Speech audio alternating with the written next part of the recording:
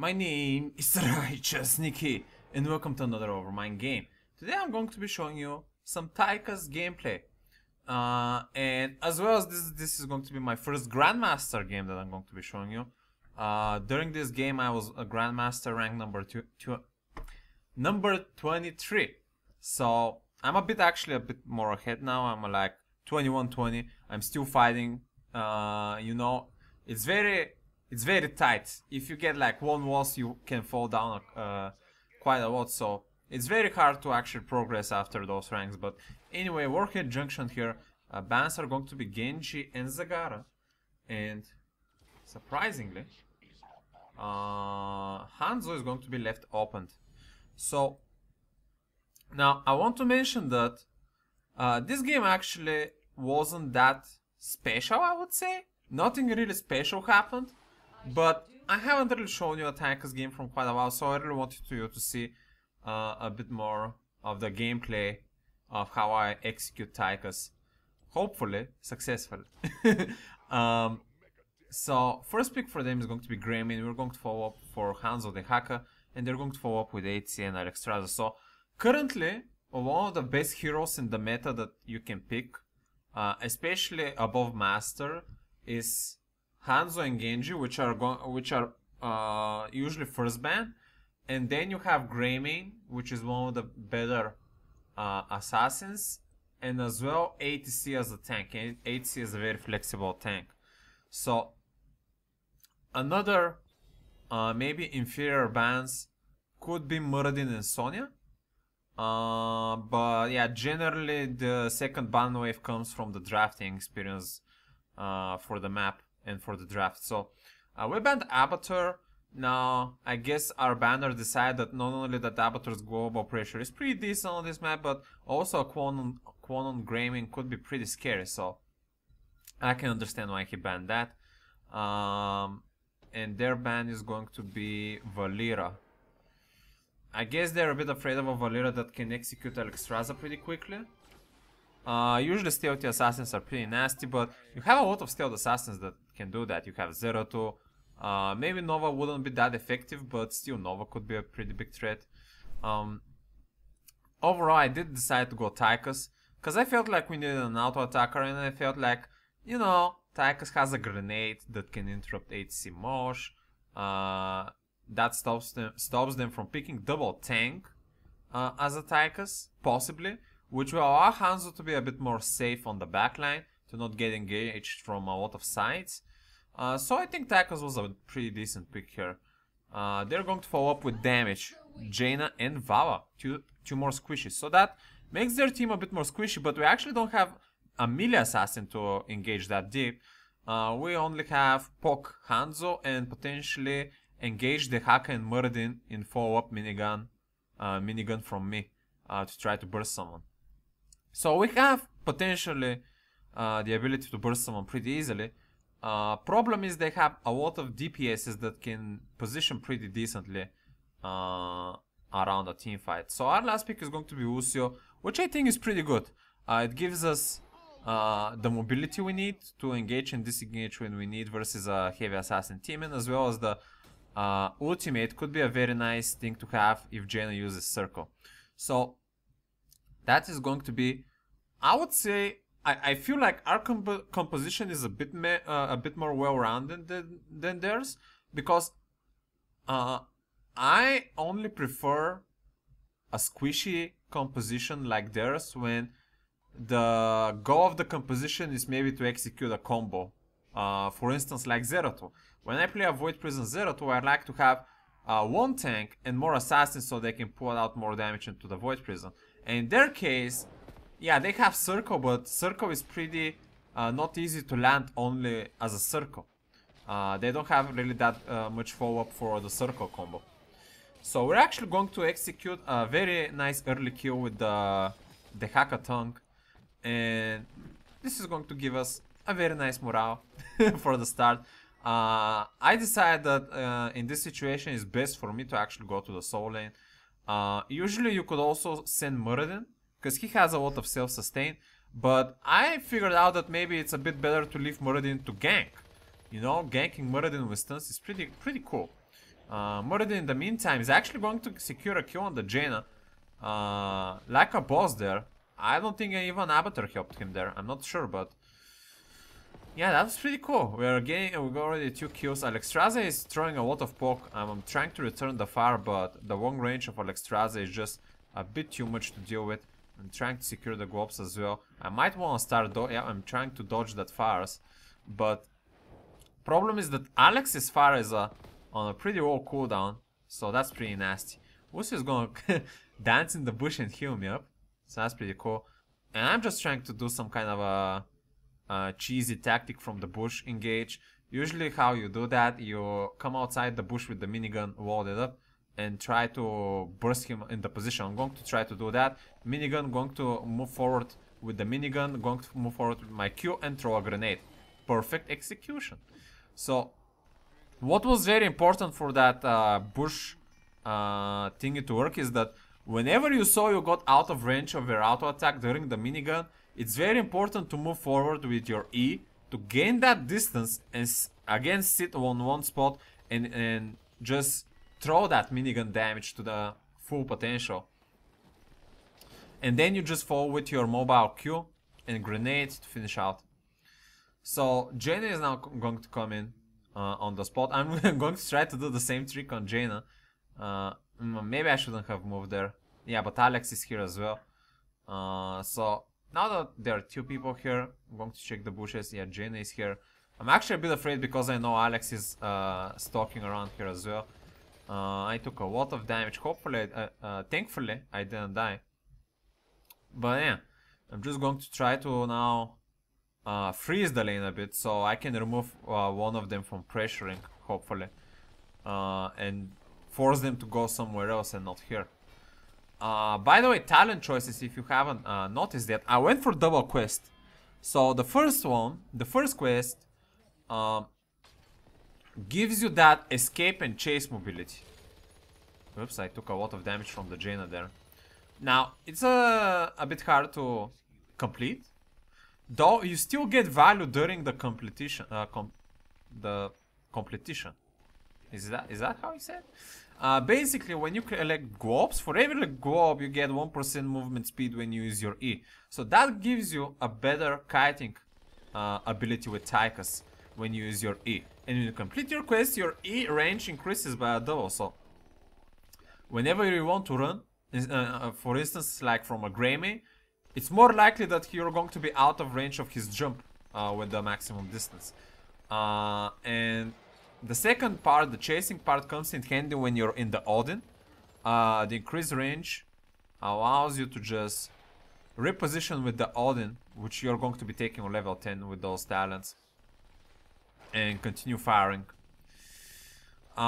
Which brings me to the level 4 talent, Master Assassin. Now, it's a pretty greedy talent to take, but usually whenever you decide to go the Odin ultimate, for me, Master Assassin is the best choice. But you also have to keep in mind that you also need to know if you're going to be able to secure kills. Now, I'm actually going to try to duel out this Greymane. The minigun damage is pretty nice. He could have potentially won me there, but I guess he was a bit not confident. He got me with a cocktail, so I'm just going to back away. I'm actually going to try to do the bush thingy again. He probably figured out that I backed to the fountain, but I'm actually going to go cocky and try to burst him with the minigun. Yep. Come on, Greymane, let's go. I'm going to do just that and a grenade to finish it out. Perfect. So I'm pretty sure I'm like 3 kills now.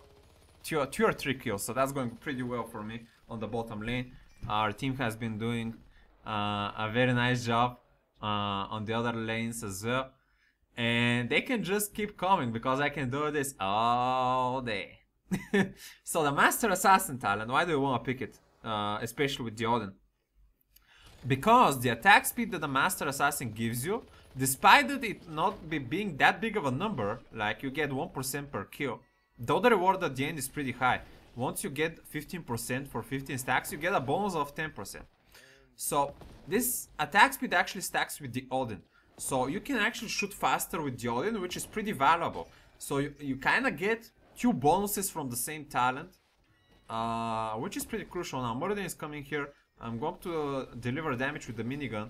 Problem is that 2 more people are going to be coming here and we're just going to get jebaited in a pretty bad situation.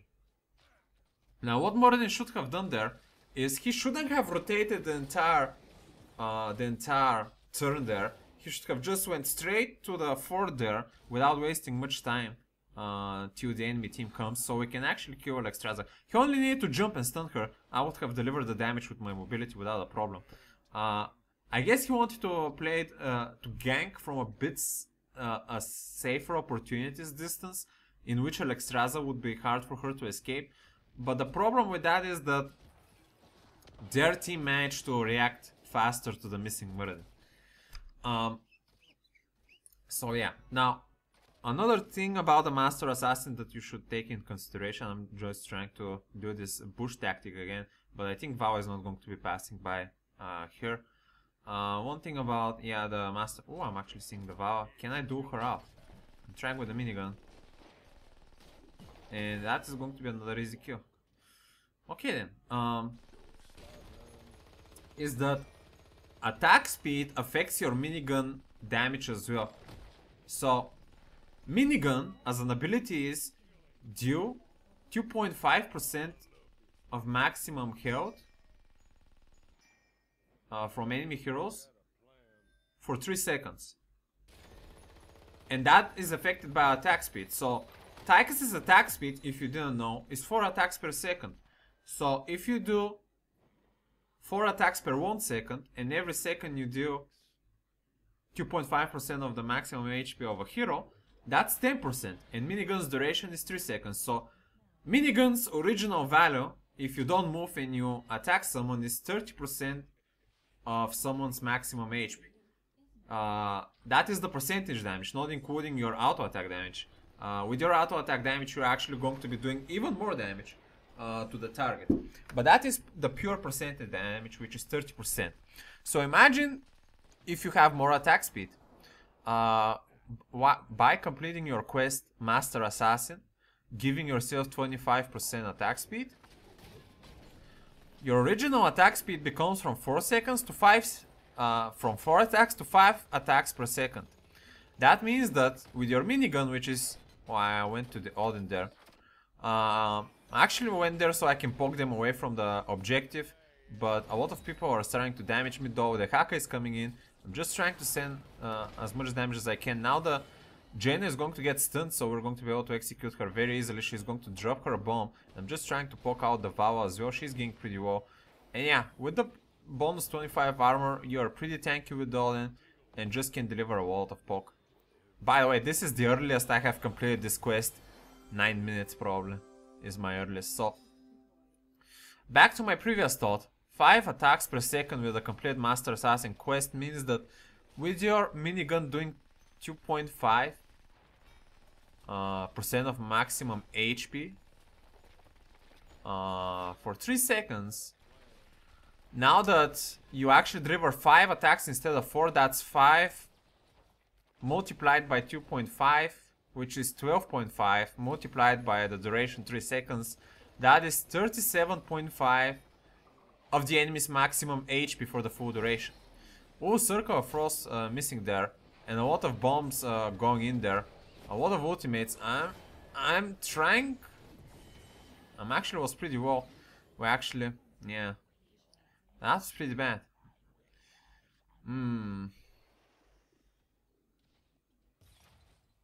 I wasn't really paying attention because I was trying to describe you the value of the Master Assassin talent. Why I decided to go do this boss. Maybe the respawn timers weren't really that well. Maybe someone didn't direct it to the boss, but it seems it was a bad decision. Yeah, I think someone decided to call for the boss, and not only that the timers were raw, but I think that the Haka, I'm not 100% sure, but I think the Haka was a bit late to the boss. If I remember correctly what happened. So let us focus now in discussing what's happening in the game. I already explained you why this talent is good. The only problem about this talent, as I said, is that if your team is unable to secure kills, it's a bit of a problem. Basically, if you cannot secure kills, you won't ever get value from this talent. So in this situation, you actually want to get some of the other talents, but it's very hard to understand when and when you cannot do kills. You need to feel it for your composition. I'm going to go into the audience to clear a bit of the wave here. In the meantime, I'm going to be auto-attacking the boss as well. A nuke is going to be sent. Not for maximum value, though it's going to clear a lot of the wave. It's trying to deliver some damage on the HC there because he was a bit out of position. Now I'm going to go a bit more aggressively towards their squishies. Going to back away again. And now, this actually was a bit of a soft throw for our team, because not only that their team managed to secure 2 bosses, but now they're level 16. So we're a bit behind here now. In this situation, it's probably better to leave the bombs on contestant until we get 16. But it seems that the Muradin wants to poke them. Hope he doesn't die from that decision. Muradin is going for the bottom bomb. In the meantime, Hanzo is actually trying to poke the middle. And I'm just going to try to clear the wave so me and the Haka can get the 16 for our team as fast as possible. Hanzo going a bit low there. The middle is going to back away. And I'm just going to secure, I think, armor piercing rounds, yeah. Usually, you would only want to pick Titan Grenade if you're playing versus double tank. The other option is much better when you wanna deal with squishy assassins. Circle Frost landing there, but we're going to be able to burst the HC. Now the Alexstrasza going to heal her teammates. In the meantime, they're just trying to retreat because it's 4v5. And we did manage to get the bomb back. So, at this point, I feel like we managed to recover from the throw. Both of the teams are 16 and we have 2 bombs. And now with one dead, we can actually decide to heavy push a lane. Now, Muradin coming from the side, missing the stun. Going extremely low. I'm trying to go a bit deep there to provide some damage. I'm actually going pretty well myself. Taking a lot of damage, I'm barely surviving, but Lucio is going to keep me up. Now, what I was planning to do there actually in my head, when I was just watching this fight, was maybe to go into the Odin to get 25 armor, but just the activation of the Odin, forcing me to stay in one place for like 1 second, might have caused me my death. So I think it was okay that I decided to just move. So I'm just going to throw my nuke there, targeting the towers as well. I'm just going to reposition away from the Jaina Blizzard. I'm just going to start doing damage on the HC, going to the Odin, because I feel like I need the extra range, and tanking is just going to force away Alexstrasza and Jaina from the team fight. I'm going to get armor as well. Now I don't have any more range there, but we did manage to push them away, get a kill, and now as the Odin you can actually auto-attack keeps away from their attack range, which is pretty cool as well. Especially if you're deciding to go for the level 20 Odin talent, you can just deliver a lot of siege damage to the keeps without having to worry much.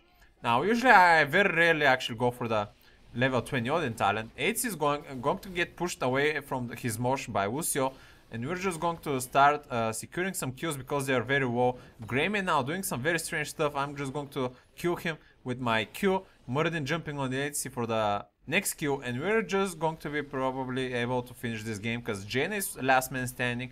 She might have ult and Alexstrasza is coming in, but I feel like they just cannot do much. Yeah, I'm just going to start using my Q. Yeah, she's pretty scared to do much. She's being zoned out. Last try for them. One of our teammates died there actually, but I think it's going to be too late. Yep, GG. So that was a pretty fast game, 15 minutes game. I basically wanted to show you a bit of a back and forth match. Nothing too special. We were first winning, then we were losing, but overall I wanted to see you know, a bit of a Tychus gameplay versus one tank with those 2 quest talents.